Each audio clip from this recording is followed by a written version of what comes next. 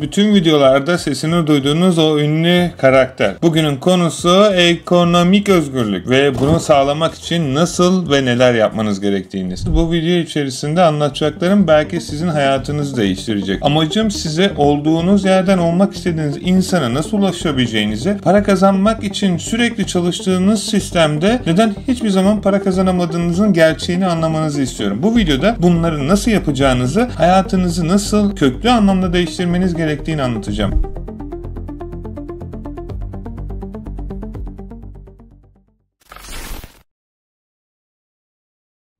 Bunu neden yapıyorum? Öncelikle buna değinelim, ondan sonra nasıl yapacağınızı anlatayım. Çünkü bunu yapmamdaki çoğu sebep, çoğu kişinin bana sormuş olduğu, madem sen bu kadar paraya ulaştın, bu kadar başarıya ulaştın, bunu neden insanlarla paylaşıyorsun? Neden kazanmış olduğun ürünleri dükkanda paylaşıp bizimle ücretsiz bir şekilde paylaşıyorsun? Arkadaşlar, bunu çok net bir şey getirmek istiyorum. Ben yıllar önce kendi hayatını gerçekten özgürlük bir şekilde, istediği zaman istediği bir konumla, istediği şeyi alabilecek kadar zengin olabilecek bir insan olmayı hayal ettim. Ve bunun için de 16 sene boyunca neredeyse günlük ortalama 10-12 saat boyunca çalıştım. Ve ne kadar da çalışsam da bunun belirli boyutlarında yeteri kadar doyuru oldu. Bazen kaybettim, bazen kazandım ve yaklaşık herhalde bir 8-10 yıl önce de güzel bir şekilde iflas ettim. Fakat ben kendime böyle bir söz verdim ve dedim, bunu ben bir şekilde başaracağım. Nasıl yapacağımı bilmiyorum ama başardıktan sonra bunu bütün insanlara göstereceğim. Çünkü eğer ben bunu kendi başımda başarabilirsem bütün insanlara bunu gösterebilir ve onların da benim o yaşamış olduğum o sıkıntılı ve stresli süreci yaşamasını engelleyebilirim. Peki bunu niye yapıyorum? Çünkü o zaman bir çıkış yolu arıyordum ve aramış olduğum çıkış yolunda nasıl eğer olur da ben bir şekilde bu şeyden çıkarsam, bunu dua aracılığıyla yapıyordum. Herkes bunu göstermek istediğimi niyet etmiştim ve bu benim o yüzden insanlarla paylaşmak istediğim bir şey ama şunu anlamamız gerekiyor. Bunun herkesin başaramayacağını biliyorum. Çünkü şunu anlamamız gerekiyor. Hayatta zengin, fakir, başarılı, başarısız ya da istediği şeyde yerlerde olup istediği yerlerde olamayan insanları ayıran tek bir özellik var. Bunu istemeyen ya da başaramayacağına inanan insanların bahaneleri var. Yapmak isteyen, zengin olan insanların da bahanelerinden büyük sebepleri var. Bunu çok ufak bir şekilde arayalım ve ne olduğunu anlayalım. Şimdi örnek veriyorum. Bir anneden bahsedelim. Şimdi bir anneye bir şeyi nasıl yapamayacağını anlatamazsınız. Örnek veriyorum. E-ticarette para kazanmaya ihtiyacı varsa, çocuğuna bakması gerekiyorsa bu anne bunu her türlü başarır. Çünkü bahanesinden büyük sebepleri var. Çocuğuna bakması gerekiyor, daha iyi bir hayat sunması gerekiyor. Bu zorunluluk değil ama şimdi bu anne evlat sevgisine burada çok detayına girmek istemiyorum ama az çok beni bir ebeveyn yani anne olması da gerekmiyor. Bir babanın aynı şekilde aradaki farkı anlamıyor. Çünkü başarmak için benim buram ağrıyor, benim zamanım yok ona, onu araştıramam gibi bahaneler olmayacak. Ama genellikle bir şeyi yapmak isteyip sadece kısa yoldan para kazanmak isteyen insanların ben işte eBay'e bir tane ürün koydum $50 kazandım, şimdi boş ver o kadar. İşte hesabım kazandı, şu oldu bu insanların da bahaneleri var. İşte bu insanlar hayatın hiçbir alanında genellikle başarılı olamazlar. Çünkü kendi hayatını yaşamayı tercih etmiyor. Başkasının hayallerini yaşayarak sadece ona sunulmuş bu dünya düzeninde yaşamayı tercih ediyor ve bu bence çok anlaşılır ya da saygı duyulur bir şey. Çünkü uğraşmak istemiyor. Ona verilen bir iş var. Sabah 10'da gidecek, akşam 9'da çıkacak. Konfor alanından çıkmasına gerek yok. Bak sadece verilen işleri yapacak. Ondan sonraki süre içerisinde işten eve, evden işe gidip o geri kalan zamanda da hayatına yaşamak istediği şeyleri katarak yaşayacak. O yüzden buradaki senaryoda bu ikisi de bir tercihtir ve iki tercihin de farklı sonuçları vardır. Birinci tercihte başkasının hayalleri için çalışırsanız ömrünüzün sonuna kadar çalışacak, hiçbir zaman zengin olamayacak ama genel olarak yaşayabilecek ve belirli bir borçlarla içerisinde hayatınızı idame ettirecek bir hayat yaşayacaksınız. Ve ortalama bir insan kadar yaşarsanız da 65 yaşlarında emekli olacak ve emekli olduktan sonra çalışmadan belirli bir ücret karşılığında hayatınızı idame edeceksiniz. Bu bir tercihtir. Bu arada bunu yapmak yani illa sadece böyle bir para kazanmak istiyorsanız farklı ülkelere gidip örnek veriyorum İngiltere'de çalışmadığınız takdirde işsizlik maaşı bile şimdiden alabiliyorsunuz. Yani bunu 65 yaşınıza kadar beklemenize de gerek yok. Tabii bunun arka tarafında farklı prosedürler var ama anlatmaya çalıştığım şey illa bunu yapmak için sadece çalışmak istemiyorsanız bunu çok rahat bir şekilde bu yaşlarda da yapabilirsiniz. Yaşınızı bilmiyorum. Evet, gelelim ikinci senaryoya. Başarmak için bahanesi olmayan, bahanesi varsa da bahanelerinden daha güçlü sebepleri olan insanlara. Bakın, ben 3 milyondan fazla insana e-ticaret alanında çeşitli platformlarda gerek eBay, Amazon, Shopify ve diğer Etsy gibi platformlarda eğitim verdim. Ben de uzun süreden beri, neredeyse 16 seneye varan bir süreçte bu platformlarda satıcıyım ve gerçekten hayalini kurduğum paraları çok hızlı bir şekilde kazanabilmeyi öğrendikten sonra bunu insanlarla paylaştım ve bunu insanlarla paylaştıktan sonra sırf geçen sene herhalde 100'ün üstünde milyon kazanan öğrenci potansiyeline ulaştım. Çünkü bunun bir formülü var ve bu formülü hayatınız boyunca gece gündüz araştırdığınız takdirde bulursunuz. Bunu bir kek tarifi gibi düşünün. Kek tarifini herkes kek yapar ama hangisi daha lezzetlidir diye sorduğunuzda tabii ki tat ve böyle şeyler kişiden kişinin zevkine göre değişse de aslında kekin ortalama bir formülü vardır. İçerisine koyacağınız tuz, yağ ve un gibi oranların değişkenlik göstermemesi gerekir. Tabii ki siz kendi içeriğinizi koyarak daha da güzel ve daha lezzetli bir hale getirebilirsiniz ama ilk önce bunu yapabilmeniz için o kekin tam formülünün tadını bilmeniz gerekiyor. Buraya da ulaşabilmek için teknik olarak zengin olmanız gerekiyor. Yani şunu anlatmaya çalışıyorum. Ekonomik özgürlüğe ulaşmak için belirli bir ekonomik seviyesinde olmanız gerekiyor. Peki bunu şimdi nasıl yapabiliriz? Hadi gelin artık kimin yapmak istediğini ve kimin gerçekten yapacağını anladıktan sonra bu formülü sizlerle paylaşmaya. Sevgili arkadaşım, bu anlattığım formül herkes üzerinde çalışabilir. Sadece gerçekten yeteri kadar zaman, emek ve tecrübe verilmesi gereken bir şey. Size anlattığım şey sizi bir gecede milyon edecek ya da milyoner edecek bir sistem değil. Milyoner olabilirsiniz bu sistemden ama bir gecede ya da size anlattığım bu videonun sonunda hemen lak diye sahip olabileceğiniz bir şey değil. Bunu anlamamız lazım. Gerçekten ticaret böyle değil. Biliyorum YouTube'da ya da sosyal medyalarda yüzlerce böyle örnek gördünüz. Fakat ne yazık ki arka tarafta bu servisleri size tanıtan insanları da ben genellikle çoğunu eğittiğim için böyle olmadığını biliyorum ve onlar da biliyor, emin olun. Fakat sizlere bunu bu şekilde bir hapmış gibi bir gecede kullanıp onu bir anda hop diye farklı bir insan olacakmışsın gibi anlatılsa da böyle değil. Ama ben size shortcut yani kısa yollarını ve en hızlı şekilde oraya nasıl ulaşacağınızı anlatabilirim. Şimdi ilk önce şunu anlamamız gerekiyor. Neden bu işi yapıyoruz? Yani neden zengin olmak istiyoruz? Bunun sorusunun cevabı çok önemli. Bakın, neden zengin olacağınızı bilmiyorsanız nasıl zengin olacağını hiçbir zaman bilemezsiniz. Eğer zengin olmanızın arka tarafındaki sebepler gerçekten sisteme yönelikse süreç çok hızlı bir şekilde çalışır. Eğer sadece bireysel ve egonuz içinse süreç biraz zaman alabilir. İkisinde de milyoner olabilirsiniz ama sebepler çok önemli. Neden kısmındaki cevap aslında şu. Örnek veriyorum, ben zengin olduğumda ben insanlara yardım edeceğim. Dünya barışını sağlayacağım. Bunlar gerçekçi değil. Gerçekçi olalım. Gerçekten ne yapmak istiyorsunuz? Ailenize yardımcı olmak, ev almak, araba almak ya da arka tarafında sizi tutan şeyler ne? Çünkü bunlar sizi daha uzağa hızlı bir şekilde ulaşmanızı sağlayacak sebeplerdir. Sabah kalktığınızda bu yaşadığınız hayatın bir sebebi olmalı ve bu şey için kalkmanız gerekiyor. Bu bir mutluluktur bu arada ve kendinizi çok coşkun ve iyi hissedersiniz. Çünkü her gün o amacı biraz daha yaklaştığınızı gördüğünüzde başarısınızın nasıl arttığını görürsünüz. Bakın, ben milyoner olmak istediğimde hep böyle rakamlara yazardım. Ne zaman ki oraya yaklaştım, şunu fark ettim. Ben yolculuktan zevk alıyormuşum. Yani oradaki ulaşacağım rakamdan değil ve en sonunda ben ne zaman ki yolculuğa odaklandım o rakamın ne zaman geçtiğimi bile hatırlamıyorum. Çünkü tekrar şunu söylemeye çalışıyorum. İnsanların paraya odaklanması insanları sadece bir şeye odaklandığı için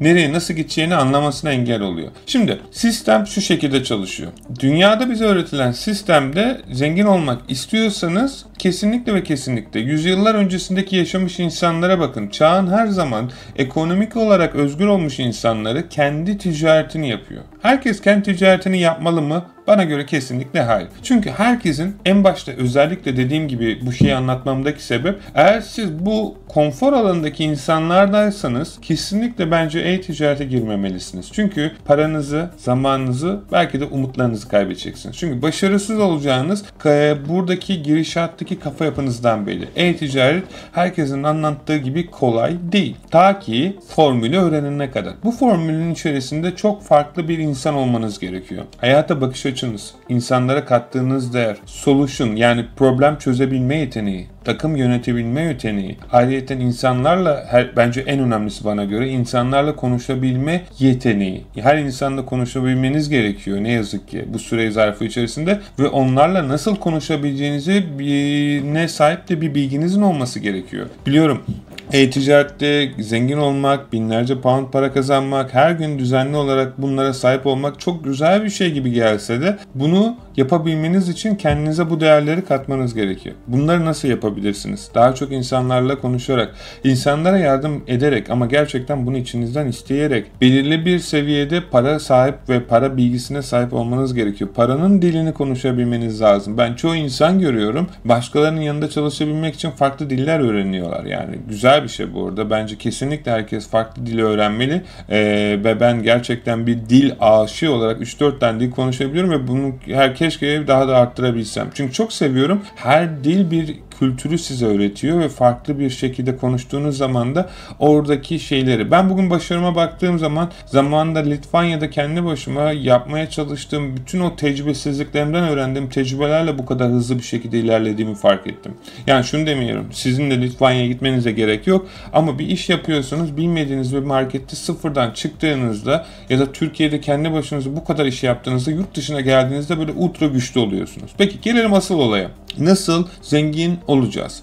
Öncelikle şunu anlamamız lazım. Harekete geçmediğiniz sürece yaptığınız hiçbir şeyin bir anlamı yok. Bu kesinlikle önemli olan bir şey. Yani bir şeyi denemek size en fazla belirli bir şey kaybettirirken bir şeyi denememek hayatınız boyunca kafanızda kalacak bir soru işaretinin sebebi olacaktır. Örnek veriyorum, ben çoğu insanın hesabını yönetiyorum ve yönetmeye başladığımızda genellikle hep bunun bir yatırım olduğunu ve yatırım olduğunu bildikleri için de bu ticarete girerken evet akın ben bir örnek veriyorum 5.000 pound'u buraya olsa da olmasa da yatırdım ve deneyeceğim diyor. Bu insan kazanacak. Yani ben garanti vermesem de kendi yerdiğim sistemde bu insan kazanacak. Benli ya da bensiz, sebebini söylüyorum. Çünkü bu insan bunu göze alarak harekete geçiyor. Arka tarafta sadece bir yazılıma ya da bir eğitime böyle 10 pound 20 pound vermekten kaçınan bir insanla 5.000 pound verip de ya da bir yerden o ikisi de aynı seviyede. İkisi de örnek veriyorum bankadan borç alarak bu işe giriyor. Yani ikisinde birinin parası var birinin yok demiyorum. Hayır. Çünkü artık kaybedecek bir şey yok ve bu noktada olan bir insan diyor ki ben 5.000 liraya bir yerden biriktirdim ve bununla gireceğim. Olursa da olmasa da bunu denemek istiyorum. Çünkü yapabileceğime inanıyorum. Diğer insan ve arka tarafta ya ben eğitime para vermem. Ya 20 pound işte 10 pound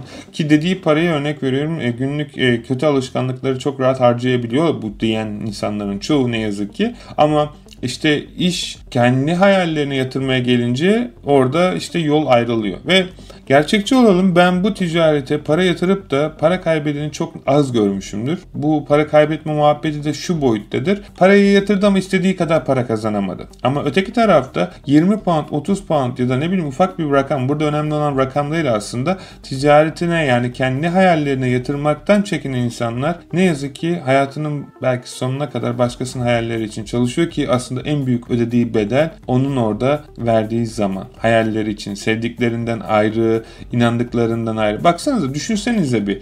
Özgürlüğünüze sahip olmak için ne kadar para verirdiniz? Aslında bu sorunun cevabını bulmak lazım bence. Tabii ki kişiden kişiye göre değişse de garanti olmayacağını bilsemiz de arka tarafta özgürlüğünüzün bedeli ne kadar? Ve bu paraya sahip olsaydınız gerçekten bu parayı oraya yatırır mıydınız? Bence bu akıllarda insanların kendine sorması gereken soru.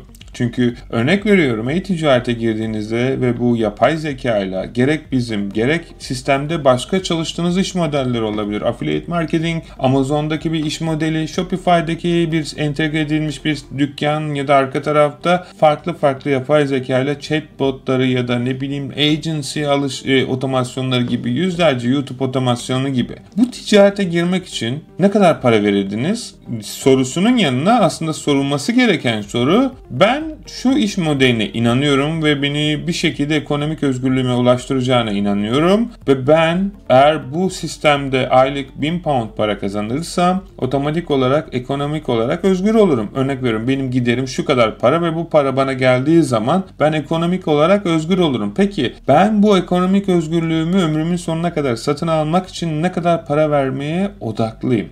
İşte bu sorunun cevabını matematik olarak yapıp bulup harekete geçen insanlar hayatının sonuna kadar arkalarına bakmadan özgür bir şekilde yaşıyor. Örnek veriyorum. Ben yıllar önce YouTube kanalımı açtığımda hiçbir şekilde ekonomik bir beklenti olmadan insanlara faydalı içerikler üretmek için yaptım. Ve bugün aradan yıllar geçti. Her ay bana düzenli olarak hep üzerine getirerek bir pasif gelir sağlıyor. Ve ben gerçekçi olalım bunlar için hala videolar çekiyorum. Zamanımı, emeğimi, eforumu ve bilgimi insanlarla paylaşıyorum ama bundaki amacım arka tarafta YouTube'un ya da diğer sosyal medyaların bana kazandırdığı paradan daha çok insanlara değer katmaktı. Ve ben bunu doğru bir şekilde bütün insanlara aktarabildiğim için elimden geldiğince arka tarafta o sistemde benim arkamı hep bana bakarak kolladı. Yani bu ne demek? Ben videoyu çekerken şu an sizinle bile belki arka tarafta 1000 pound kazandım. Onu demeye çalışıyorum. Yani bunun için artık bir kaybım yok. Ama yıllar önce böyle miydi? Hayır. Tabii ki yıllar önce bu işe girdiğimde arka tarafta yazılımlara, arka tarafta eğitimlere, arka tarafta kurslara, seminerlere, kitaplara ve diğer kendimin bilebileceğini düşünüp deneyip yaptığım hatalardan, insanlardan danışmanlık alarak ekstra ödediğim şeylerin hesabını katarak buralara geldim ve keşke öyle yapmasaymışım çünkü çok daha kolay bir yolu varmış. Zaten orada olan bir insan bana bu süreci çok rahat bir şekilde gösterebilirmiş. Peki, şimdi tercihi size bırakıyorum. Özgürlüğünüz için ne kadar ödersiniz? Yorumlarda bunu yazarsanız ben de elimden geldiğince o bütçeye uygun size iş modelleri önerebilirim. En azından neyi, nereden, nasıl başlayacağınıza ufak bir şey de olsa bilgi sahibi olmuş olursunuz. Peki, ekonomik özgürlüğümüze nasıl sahip oluruz? Ekonomik özgürlüğünüze sahip olmak için gerçekçi olalım, kendi işinizi kurmanız gerekiyor. Ya da kurulmuş olan bir işin sponsorluğunu yapmanız gerekiyor. Sponsorluktan daha kastım aslında reklamını yapmanız gerekiyor. Nasıl? Affiliate marketingde. Affiliate marketingde insanlar milyonlar kazanıyor aylık. Dropshipping'de milyonlar kazanıyor aylık. Herkes mi? Hayır. Ne yazık ki bunun %80'i kaybediyor. %20'si kazanıyor. Oran niye bu kadar düşük? Çünkü bu %80'in %70'i harekete geçmeyen kitle, %10'u harekete geçip başaramayan kitle, geri kalan %20'si de harekete geçip başaran. Neredeyse yani oran yarı yarıya fazla. Korkmayın yani %70'lik kitle bugün hala ne yapmak istediğine emin olamayıp bunu mu yapsam bunu mu yapsam diyen kitle. Ama gençlere özellikle şunu söylüyorum. Eğer bugün evli değilseniz ya da birisine bakma zorunluluğunda değilseniz ekonomik olarak arka tarafta sizi bağlayan bir şey yoksa işte örnek veriyorum şimdi evli olunca çocuğunuz olunca bu kararları vermek biraz zor oluyor. Gerçekçi olalım. Çünkü yaptığınız her şeyi artık bir kişi olarak değil bireyler arttıkça o bireylerin sorumluluğu da sizde ise buna göre yapıyorsunuz ve hareket bağınız biraz kısılıyor. Ama bugün eğer bu şartlarda örnek veriyorum üniversite okuyorsunuz arka tarafta sizi kaybedecek bir şeyiniz yoksa şu anlamda yani sizi bağlayan arka tarafta kesinlikle deneyin. Bakın çok altını çizerek söylüyorum sizi durduran bir şey yoksa harekete geçin. Aksi takdirde eğer bunu bugün yapmazsanız yarın harekete geçmiş insanlar sizi kendi sistemine alacak ve ömrünüzün sonuna kadar onların sisteminde çalışmak durumunda kalacaksınız. O yüzden yani o çukur gelecek ilerleyen zamanlarda karşınıza. O çukurda sistem işte. Eğer o sisteme daha henüz girmediyseniz ben kendi çocuğum bile bugün 11 yaşına girdi. YouTube'dan para kazanıyor. Yani e-ticaret dükkanı var bir tane eBay. Ben açtım. Ben ödemesini alıyorum. Oradan para kazanıyor. Çünkü niye? Ben bunu yapmamdaki sebep bu çocuk eğer normal bir birey olarak büyürse 16-17 yaşına geldiğinde başkasının hayalleri için çalışmak zorunda kalacak. Niye? Çünkü para kazanması gerektiği ona aşılanacak. Ve bunun için de bir şeyler yapmaya başlayacak ve bir hayat yolculuğu başlayacak. Ben bunu istemediğim için ve hayatını istediği şekilde yaşayabilmesi için ona bu yaşta ben babası olarak ben bildiğim bilgiyi ona aktardım. Size de aktardığım gibi aynı şekilde onun sistemini kurdum ve onun için şu an arka tarafta sistem çalışıyor. Bunu herkes yapmak zorunda değil ama benim önerim bunu yapmamdaki sebep eğer o çocukta para olursa belirli bir yaşa geldiğinde sistemi anladığında kendi kararlarını artık kendi verebilir. Ve çalışmak istiyorsa yine çalışabilir ki ben saygı duyarım kesinlikle. Hepimizin doktorlara ve alanında uzman insanlara ihtiyacı var. Çalışmak kötü bir şey demiyorum. Demek istediğim şey neyi neden yaptığınızı bildiğiniz sürece bir sorun yok ne iş yaptığınızın. Ama çoğu insan burada parası olmadığı için her şeyi yapmaya odaklanıyor ve orada onları kaybediyoruz ne yazık ki. Genç nesili burada kaybettiğimiz zaman da ilerleyen zamanlarda hayatlarında boşluk, neden yaşamak istediğini bilmeyen ve her önüne verilen işi yapıp hayatını idame etmeye çalışan kitleler ortaya çıkıyor. Ne yazık ki bu kitlelerin kendilerine faydası olmuyor ki bizim amacımız ve görevimiz bence biraz onlardan, biraz yaşça büyük olduğumuzdan dolayı onlara yol göstermeliyiz ki onlar da bizi takip etmeli. Ve böylelikle eğer inandıkları şeyleri biz yapabiliyorsak, onlara ışık olursak emin olun bir mum diğer bir muma ışını vermekten hiçbir şey kaybetmez. Böyle olmak bence her zaman faydalı. Zengin olmak istiyorsanız bir sistem kurmak durumundasınız ve bu sistemin insanlara fayda sağlaması gerekiyor. Kısa yoldan para kazanma diye bir şey yok. İnsanlara fayda sağlayamadığınız sürece hiçbir ticareti ileriye götüremezsiniz. Yani belki bir yıl götürürsünüz. Bugün e-ticaret ya da bu konularla ilgili işte yaşam koçudur, astrolojidir, arka tarafta yüzlerce, binlerce, on binlerce kanal var ve bunların neden sadece %20'si bugün YouTube'da ya da diğer sosyal medyalardayken diğer 80'i bıraktı bu işi. Astrolojiye mi inanmadı? Yoksa örnek veriyorum danışmanlığa mı, e-ticaret gurusuna mı inan? Hayır. İşini inanarak değil sadece para kazanmak için yaptı. Ve ne yazık ki sistem ona izin vermiyor. Çünkü sistemin çalışma şekli fayda kattıkça sistem size daha çok fayda katacak. Bugün benim zengin olmamın tek bir sebebi diğer insanları zengin yapmam. Çünkü sistem bana arka tarafta daha fazla veriyor. Ben bireysel olarak ben daha çok para kazanayım diye düşünmüyorum. Düşündüğüm şey insanlara ne kadar daha çok para kazandırabileceğim. Çünkü uzmanlık alanım bu ve onlar da bana sistem tarafından fazlasıyla geliyor. Sizin de yaptığınız her neyse gerek eBay, gerek Amazon, Shopify, arka taraftaki bütün diğer platformları sayabilirim. İnsanlara bir şey sunmanız lazım. Ürün mü satıyorsunuz? Sattığınız ürünün insanlara fayda sağlaması lazım. Kalem mi satıyorsunuz? Sattığınız kalemin insanlara fayda sağlaması lazım. Buna odaklanmanız lazım. Çünkü ticaret sizsiniz ve bu sizin yüzünüz. Laf olsun, torbada olsun diye ürün satılmaz. Eğer satarsanız da dediğim gibi o kadar emeğiniz kısa bir şekilde diğer insanlar gibi piyasadan kaybolmakla sonuçlanır ve ne oluyor bu piyasadan kaybolan insanlar? Yine başladıkları yere geri dönüyorlar. İşte bunu yaşamak istemiyorsanız ilk önce A noktasından en başta dediğim gibi olmak istediğiniz kişiye ulaşmak istiyorsanız bu kişinin kim olduğunu bulmanız lazım. Bakın nereye gideceğinizi bilmiyorsanız ne kadar hızlı bir şekilde gittiğinizin hiçbir önemi yoktur. İlk önce kendinize şunu sorun. Aylık ne kadar para kazanmak istiyorum? Kendimi nerede görmek istiyorum? Pozisyon olarak, konum olarak. Hangi işi insanlara sunmak ve bu sunduğum işte dünyada en iyisi olmak istiyorum. Bakın size çok komik bir hikaye anlatayım. Ben bu kanalı açtığımda yıllar önce genellikle aslında ilk videolardan da bakarsanız hep eBay ile üzerineydi. Çünkü eBay bana çok güzel paralar kazandırıyordu ve ben o süreçte bunu insanlarla paylaşmaya başlamıştım. Bu yaklaşık 5 yıl önce ya da 6 yıl önce başlatmış olduğum YouTube kanalı. Ben bunu anlattığım zaman da herhalde belki 10 belki 20 tane YouTube'da takipçim vardı. Rakamlar benim için önemli değil ama anlatmak istediğim noktaya gelirseniz gerçekten siz de çok faydalı şeyler yaşayacağınıza inanıyorum. Bu videoları çekmeye başladığımda on binlerce insanın, yüz binlerce insanın hayatını değiştirdiğimi, ekonomik özgürlüğe sahip olup bana yüzlerce teşekkür, minnettarlık ve güzel mesajlar attığını gördüm.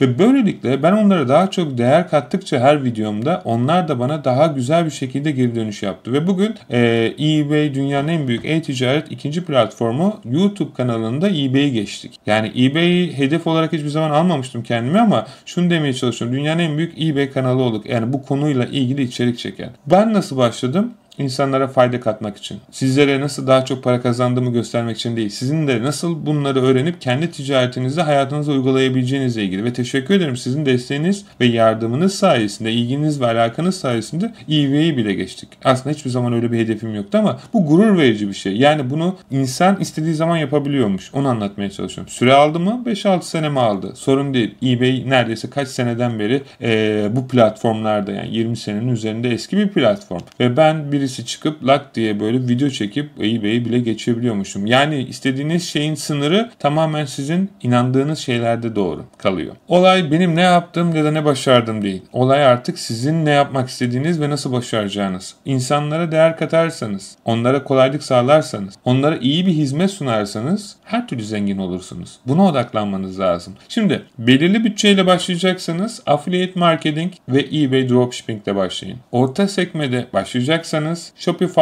ve Etsy ile başlayın. Ticaretinizi bayağı da büyütmek istiyorsanız da Amazon'la ve diğer iş modelleriyle SaaS, agency ya da yapay zeka destekli yazılım şirketleriyle devam eder. 3 ana segmentte sizi zengin edebilir. Bu arada en çok verdiğiniz para sizi zengin edecek diye bir şey yok. Hatta en çok verdiğiniz çoğu zaman en büyük risk faktörü olan şeydir. Ki bunlarda donanım, tecrübe ve arka tarafta gerçekten de paranın dilini bilmeniz gerekiyor. Yönetim ve diğer skill'lere de sahip olmanız gerekiyor. Yani tecrübelere de. Orta segmede biraz bilgi, biraz web tasarım bilgisi ve arka tarafta da süreç yönetimini bilmeniz gerekiyor. Ve yine de aynı şekilde dediğim gibi size milyon kazandırabilir. İlk başladığım affiliate sistemi ya da eBay dropshipping sisteminde yine milyon kazanabilirsiniz. Ama en az para verip en hızlı şekilde büyüyebileceğiniz iş modellerinden bir tanesidir. Hatta bence ikisi de en hızlı şekilde ilerleyebileceğiniz. Rakamlar arttıkça para kazanmanız artacaktır. Bu gerçekçi. Para böyle çalışıyor çünkü. Parası olan insanlar niye daha çok zengin olduğunu az çok anlamışsınızdır. Ama şunu anlamanızı istiyorum. Bu 3 mod dediğim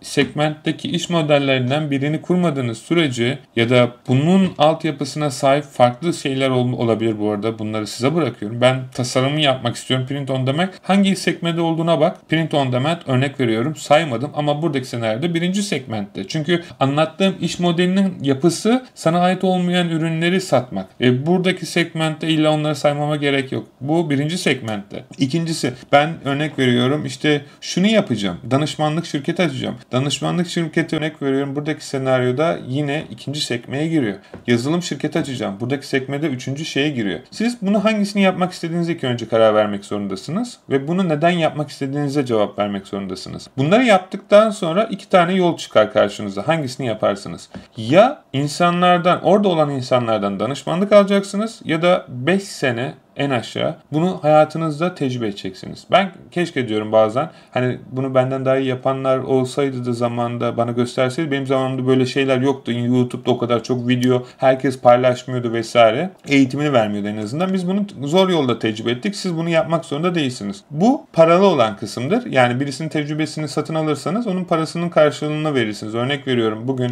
Elon Musk'la görüşmek istiyorsunuz ve danışmanlık almak istiyorsunuz. Vermiyor ama varsayalım ya da ne bileyim Mr. Beast'le görüşmek istiyorsunuz. YouTube kanalınızı var büyütmek istiyorsunuz. Bunun ücretini ödemek zorundasınız. Çünkü eğer orada olmak istiyorsanız oraya gitmiş bir insanın bilgisini satın alıyorsunuz. Üniversitelere gidiyorsunuz. Öğretmenlerinizin bilgisini alıyorsunuz. Farklı yerlere gidiyorsunuz. İngilizce eğitimlerine, İngilizce hocasının dilinin eğitimini alıyorsunuz ve onun karşı. Bu hayat böyledir. Siz de zaten eğer bugün başkasının yanında çalışıyorsunuz ya ben niye onlara para vereyim diyorsanız o zaman çalıştığınız şirketler size niye para veriyor? Siz de bedava çalışın. Değil mi? Bu kafa yapısıyla. Yanlış olduğunu anlayabiliyorsunuz. Çünkü her emeğin bir karşılığı vardır ve bunu vermeden yaparsanız da verdiğiniz işin de değerini göremezsiniz. Ben ücretsiz on binlerce insana eğitim verdim ve çoğu başarısız oldu. Ve arka tarafta bu eğitimin içerisine biraz içerik koyup fiyatlandırmasıyla yaptığım zaman bütün hepsi videoları sonuna kadar izledi. Çünkü niye? Oraya emek ve değer verdi ve emek ve değer olarak da karşılığını aldı. O yüzden size tecrübem. Eğer hayatınız boyunca özgür olmak istiyorsanız siz yokken bile sizin adınıza çalışacak sistemler oluşturun. Dükkan açabilirsiniz, orada olmanız gerekiyor. İşletme kurabilirsiniz, orada fiziki olarak olmanız gerekiyor. Ne yaparsanız yapın, ne kadar çok para kazandığınızın bir önemi yok burada. Siz özgür olamadığınız sürece, kafanıza göre istediğiniz yerde olamadığınız sürece ne kadar para kazandığınızın çok bir önemi olmadığını anlayacaksınız. Çünkü ben de oralardan geldim geçtim. Emin olun en güzel şey hem paranızın hem de istediğiniz zaman istediğiniz şeyi yapabilecek özgürlüğün sahibi olabilmek. Bunu da sadece e-ticarette 7/24 tüm dünyaya sunmuş olduğunuz sistemlerle yapabilirsiniz. Ben bu sistemi sizlere kurabilirim. Eğer bir eBay dükkanınız varsa bunu seve seve sizlere yaparım. Ve kendiniz de bu sistemler kurulduktan sonra sistemin bu kadar basit ve kolay bir şekilde çalıştığını gördüğünüzde sizler bile şaşıracaksınız. Ayrıca yeni oluşturmuş olduğum sistemde süreç çok daha farklı, çok daha profesyonel ve çok daha hızlı bir şekilde çalışıyor. Uzun zamandan beri neredeyse binlerce hesabı yönettikten sonra daha hızlı bir şekilde çalışacak bir sistem buldum ve bunu çok yakın zamanda yönettiğim hesaplara da ekleyerek daha hızlı bir şekilde siparişlerin artmasını sağlayacağım. Böylelikle algoritmada size ait olmayan ürünleri tüm dünyaya satıp ürünler satıldığında risk faktörü en aşağıda olacak şekilde parası size gelecek ve siz gelen paranın belirli bir kısmını ürünü satın alarak sadece aradaki adam yani middleman olarak parayı tutacaksınız. Böylelikle pound kazanıp dünyanın neresinde yaşıyorsanız çok çok rahat bir şekilde Türkiye parasına çevirdiğinizdeki çok ciddi bir rakama geliyor. Yani günlük 15, 20, 50 pound bile ufacık rakamlardan bahsetsem de kazandığınızda arka tarafta Türkiye'de bu 1000, 2000, 5000 gibi Türk liralarına gelecek. Yani şunu anlatmaya çalışıyorum sisteme. Sizin adınıza 7/24 her gün platformlar ve sistemler olduğu sürece çalışacak ve sizin sisteminizi 5 kişi çalışsa bile gece gündüz yapamayacağı kadar hızlı bir yapay zeka oluşturduk ve bu sistem sizin için çalışacak. Katılmak isteyenler yorumda eBay Dropshipping yazsın. Ben de vermiş olduğum linkten bu sisteme katılmalarını sağlayayım. Yok, sen galiba bana bir şey satacaksın. Anladığım kadarıyla bu kadar güzel anlattığın iyi, hoş da sonunda yine bir satışla bitirdin. Ben ücretsiz olarak yapamaz mıyım? Güzel kardeşim diyorsan tabii ki seve seve yapabilirsin. En başta dediğim gibi 2, 3, 5 yılını vereceksin, öğreneceksin, tecrübe edeceksin. Bunu da sana seve seve ücretsiz vereceğim. Yorumlarda affiliate marketing yazarsan da sana eBay Dropshipping eğitimini ücretsiz olarak vereceğim. Kendi başına yaptığında ne kadar daha çok para ödeyeceğini göreceksin. Ama seve seve ben sana yine yol gösterici olarak yardımcı olmayı istiyorum. Dediğim gibi bir tanesi siz kendiniz tecrübe etmek isterseniz ben bunu ücretsiz olarak sunarım. Yorumlarda affiliate marketing yazın. Ben linkini vereyim. Eğitime katılın. Piyasada parayla verdiğiniz bu arada eğitimlerin çok çok üstünde bir eğitim olduğunu göreceksiniz. Parayla da satın alabilirsiniz başkalarına. Sonra gelin benim ücretsiz eğitimimi izleyin. Aradaki farkı size bırakıyorum. Yorumlarda bunu benimle paylaşın, zaten dediğimi anlayacaksınız. Ha yok Akın, ben hiç o 5 yıllık 2 yıllık serüvene girmek istemiyorum. Zaten gün sonunda daha fazla para vereceğimi de öğreneceksiniz. Yazılımlara, onlara, bunlara, işte oralara hiç girmiyorum. Bırakın tecrübe etmek isteyenler etsin ama ben ücretsiz olarak en azından yol göstereyim. Eğer benim yapmamı hiç onlarla uğraşmadan direkt benim o sistemi size hazır kurup vermemi istiyorsanız sizin adınıza çalışan da yorumlarda eBay Dropshipping yazın. Sistemin nasıl çalıştığını görünce siz de bizim gibi binlerce yönettiğimiz güzel hesapların içerisinde olun ve inşallah ümit ediyorum ki sizler de bu kurmuş olduğumuz sistemde hayalini kurduğunuz şeylere sahip olursunuz. Tabii ki bu tamamen hem benim hem de sizin hayalleriniz için çalışmanızla gerçekleşecek. Teşekkür ederim vaktinizi ayırdığınız için. Ta ki bir sonraki videoda görüşene kadar kendinize iyi bakın. Hoşça kalın.